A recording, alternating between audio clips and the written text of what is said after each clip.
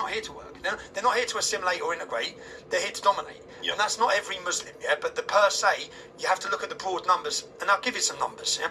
In the UK, Muslim men make up 3% of the population. They're responsible for 90% of the convictions for rape gangs. 90% from a 3% population. Now, 30% of the men convicted are called Mohammed. If you go to Sweden, 63% of the rapes, Muslim migrants. There's about 15% Muslim population, but 63% of the rapes. Paris, 77% of the rapes are Muslim migrants. Austria, 48% of the rapes are Muslim migrants. Germany, 58% of the rapes are Muslim migrants. Now, go ahead, finish. Yeah, all these things, so migration and immigration is meant to benefit the nation. So if we look in Germany, since Angela Merkel, I just said 58% of the rapes are foreign national Muslim migrants. 11% of the rapes in that country last year were by Syrian nationals. They're from Syria. Their passports from Syria. They're born in Syria. They've been brought into the country, we're told, Germans are told, for diversity. It's not for diversity. You opened your borders, you let 1 million men in, you didn't know who they were. Just look at the rape statistics that have gone up from 2017 to 2022. The rapes have gone up 45% in Germany. In the UK, 2023 to 2023, our rapes went from 8,800 to 88,000. In a 88,000 rapes, and that's gone from 8,000 to 88,000. 88,000. Now you take that same statistic and go another 20 years. You're talking 1 million rapes, 880,000 rapes, and nothing's going to stop it. Nothing's stopping it. They're not stopping it. The men that are coming in are hostile. An Afghani is 22 times more likely to commit a sexual assault and rape in Britain than any other nationality, than British nationality. Why are they coming in?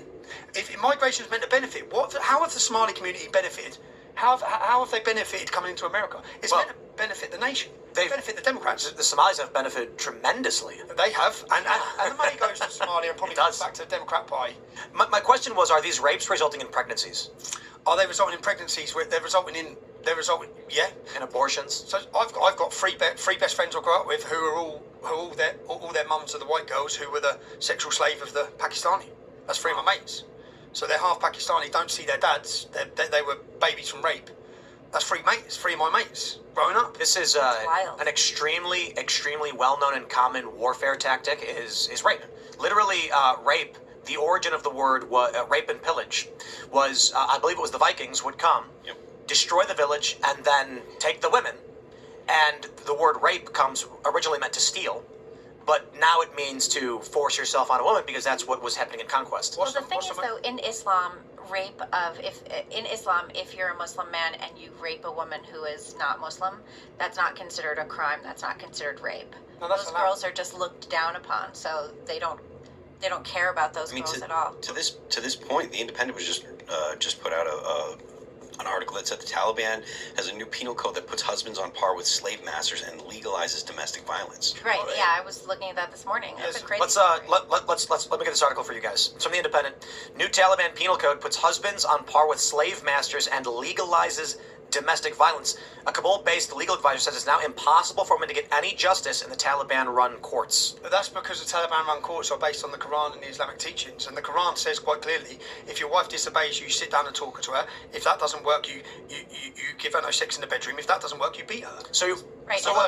Real quick, what you're saying is we have a choice between feminism and Islam. But the feminists are on the Islam side. What's going on? And what's going on? It's worth noting that the left will lose to the they did in Muslims, you know. They did in Iran, but they don't care. They want to bring down the system. Maybe the offensive thought is women are tired of these, and I mean this in the political sense, not tribal. Women are tired of these weak, effeminate, liberal guys. And so a Muslim guy comes in, and he's like Myron Gaines, and he's like, shut up, I don't care. Do what you're told. And the women are just like, okay. I think there's something a little different to it than that. I think that the feminist left in the West never believes that they're going to be impacted by anything negative that's going to happen. Look at Renee Good. She thought she was protected from police violence by her whiteness. She didn't think that anything bad could happen to her. And so I think when you think about leftist Western feminists, they think, okay, we're going to open up everything to all of these Muslims because we're compassionate. And it doesn't occur to them that anything bad is going to happen to them because of it. And they also like to say, that having a woman in burqas, in hijabs and niqabs and the rest of it, they say that's their cultural thing. Let them be part of their cultural thing. but they don't actually think that anything is going to happen to The themselves. only real feminists in our generation are the Persian women in Iran.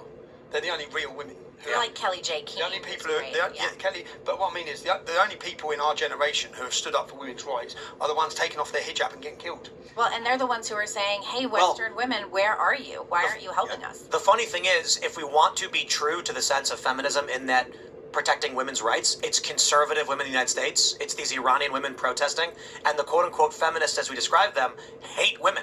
That's correct. They hate women. They hate women. And you see they're wearing feminism like... Thing, have you seen the what they call them, Islam? What they call them? Nemesis. Have you seen the group in? You know this lad who just got murdered in France? Quentin. Yeah.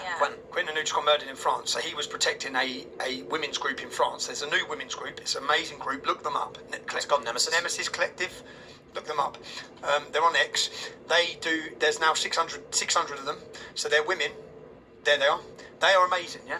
Wow. They're on the street. Oh, wait. I'm sorry, real quick. Wikipedia says their ideology is anti-immigration, anti-Islam, xenophobia.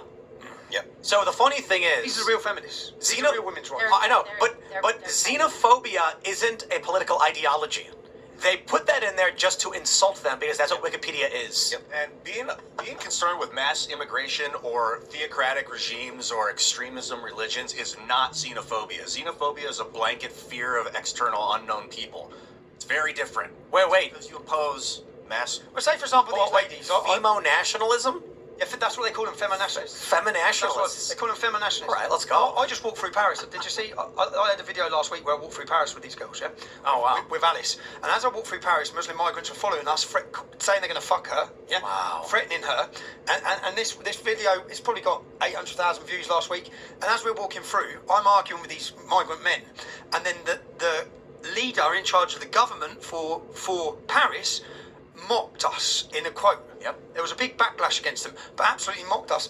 Now, 77% of the rapes in Paris, in that city where those women are, the Eiffel Tower now is a rape spot. It's not.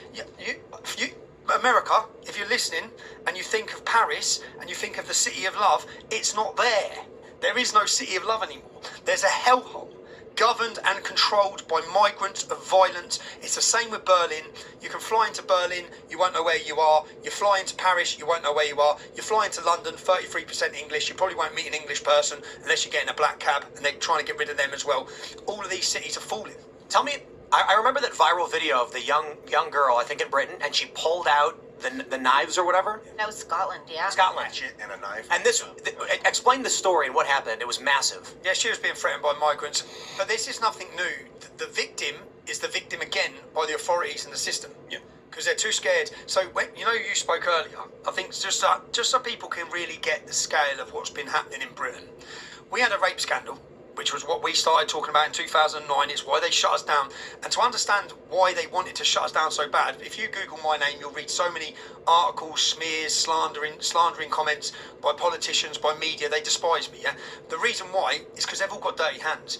They allowed the rape and prostitution. I done a 5-part series called The Rape of Britain. They're all documentaries where I went to one city, and I went to Telford, and I spent 18 months there, and I got to speak to the survivors, the victims and the survivors who were raped by these gangs. Now, we got, say, 18 girls. I'd interview them for 3 hours, 4 hours, 3 or 4 times, and I built a database of the rapists. Now, the reason why I chose Telford is because Telford only has a 1.7% Muslim population. Now, the police investigation in Telford found 1,000 victims. 5 are dead. 5 are dead in this little town, yeah? 1,000 victims. So when you take the Muslim population, the police identified 200 rapists in this town.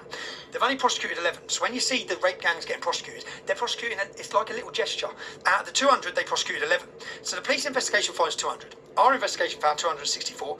An inquiry, an independent inquiry, found over 300. There's only 1,000 Muslim men. 20% of them, by the police's numbers, have been raping the kids. 20% of them in this small town of Telford. You've probably heard of Rotherham. Rotherham has a 3.7% Muslim population. Yeah, there's none there. 1,400 children raped. Wow. Now, what I did is look through all these cities, and that's when we went through the numbers, which is you take the convictions, you take the men convicted, because they make it very hard, and we found out how many names are from an Islamic background. You're upwards of 84% of the convictions, up to 90% on Muslim men from such a small community. And the question we need to ask, because If we care about anything, it should be our daughters. You talk about rape being a weapon of war.